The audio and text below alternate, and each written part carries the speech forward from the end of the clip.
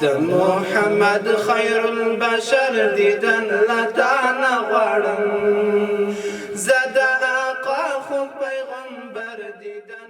د میدان وردګ ولایت په منی قومندانۍ کې نن د میلاد نبی کریم صلی الله علیه وسلم د ورځې د نمانځنې په مناسبت ویناوې وشوې او د حضرت محمد صلی الله علیه وسلم د ژوند اخلاق او معجزو په اړه ګډونوالو ته معلومات ورکړل شول.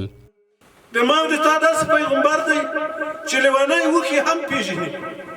اله العالمین درته داسې مقام ورکړی چې لیونی وکي هم پیژني. صحابه و چې دا حالات ولیدل چې لیونی وکي منډر خسي د پیغمبر ته په سجده پرېوځي ورته کاده یا رسول الله صلی الله علیه وسلم موږ به هم سجدې درته وکړو، موږ به هم په سجده درته پرېوځو. دا چې حیوان دی په سجده درته پرېوځي هغه څه ورته وي چې نه ما سوا د الله نه بل چاته سجده نه ده جایزه، که جایزه وي باید خپلې بیبي خپل خاوند ته سجده کړې وای.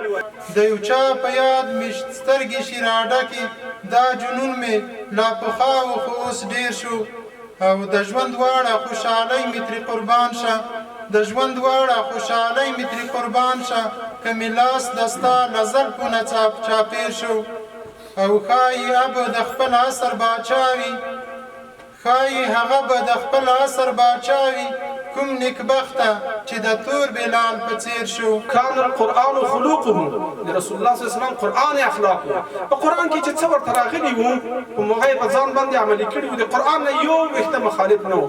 په بل ځای کې بیا وایي کانت القرآن جبیلة له، قرآن د طبیعت او جبیله وه. څه رقم د لمانځه وخت به راغلو لمانځه زور نه ورته غوښتو، که د جهاد وخت راغلو جهاد زور نه ورته راغوښتو. ټوله زندگی د جهاد زندگی درونو، ټوله زندگی د ملنګۍ زندگی ده، ټوله زندگی د فقر زندگی ده. خواهشات دا کارونه ټول دوی پرې کوي. پیغمبر علیه السلام صحابه ټول وخت د الله په دین کې تېرولو، یا دعوت یا جهاد یا د الله بندگی. په دغه حالات کې ټول صحابه سره له پیغمبر علیه السلام په دې حال کې مشغوله وو ټول وخت. نو څه مناسب دي چې موږ د دغه پیغمبر په نقش قدم باندې روان وګرځو.